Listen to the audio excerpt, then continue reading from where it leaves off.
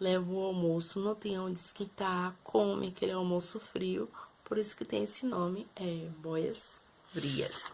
Depois vocês têm a pecuária. O que seria a pecuária? A pecuária é uma atividade de criação e tratamento do gado.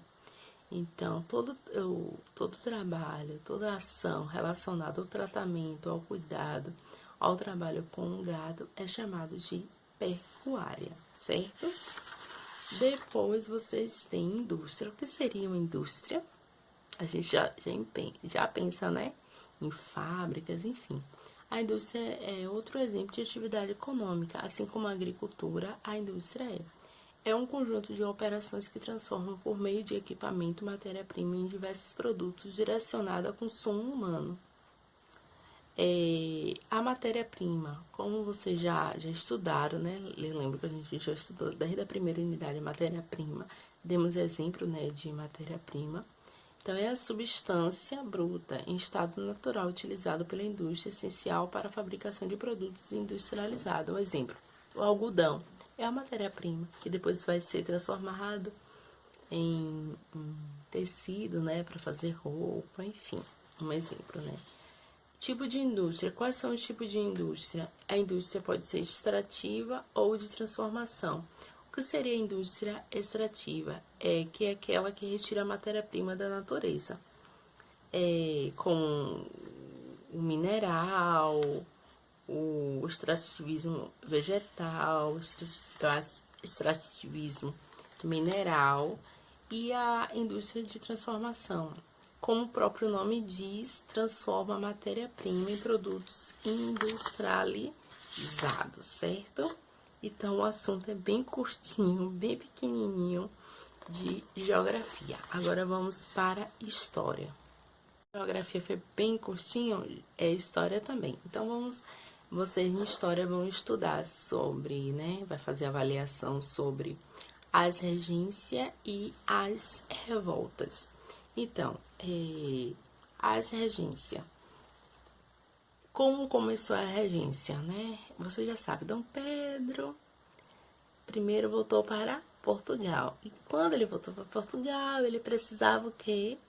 Deixar o seu filho aqui para assumir o poder. Porém, ele tinha apenas 5 anos, não poderia assumir o poder que pela Constituição de 1824, né? Não poderia, só poderia assumir o poder quando tinha 18 anos. Então, ele deixa aqui Bonifácio para cuidar do seu filho e como forma de governo deixar os regentes, né? Então, além de governar, os regentes, eles deveriam garantir Dom Pedro de Alcântara, o futuro imperador, que recebesse uma boa educação, tinha que dar uma boa educação. O período regencial teve 2 fases. A fase trina, onde era governada por 3 pessoas, e depois teve a fase una, que era governada por uma pessoa. Nessa fase una, regência una, teve 2 pessoas no poder, que foi padre Antônio, era um padre, e tinha outra pessoa também, que agora pro não tá. Era Araújo, padre Antônio e Araújo, que assumiu o poder na segunda fase. Então, esse período da regência foi um período muito agitado, porque teve muitas revoltas, as pessoas não estavam aceitando o governo dos regentes, então começaram, né, a ter vários conflitos. E desses conflitos, tem 5 conflitos que foram muito fortes nesse período, que foi a revolta dos malês em 1835, a da cabanagem, da farroupilha, da sabinada e da balaiada. Então, foram muito fortes esses conflitos. Todos esses conflitos contribuíram para que terminasse esse período regencial. E realmente teve, porque os regentes falaram, não tá dando certo. Então, as pessoas que estavam, né, no poder mais na frente porque tinha os partidos conservadores, tinha aqueles partidos mais liberais.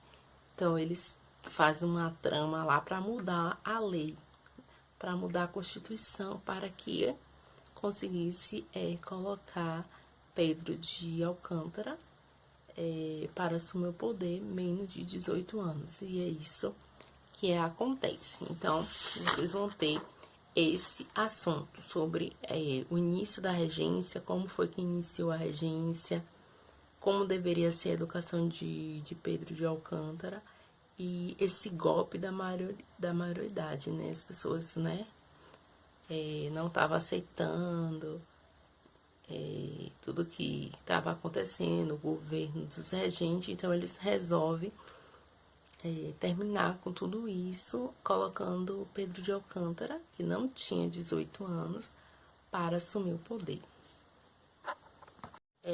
Poluição do ar e o cuidado, né, com a saúde.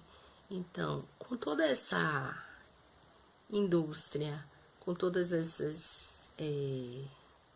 automóveis, esses carros que estão na rua, o nosso ambiente termina ficando poluído. Então, pede-se para que coloque filtro nas indústrias, para que, né, tudo aquele que vai queimar, vai sendo queimado lá na indústria não possa ir para o ar, para não poluir. Pede-se também para as pessoas, em vez de andar de carro, andar de bicicleta, procurar outros meios.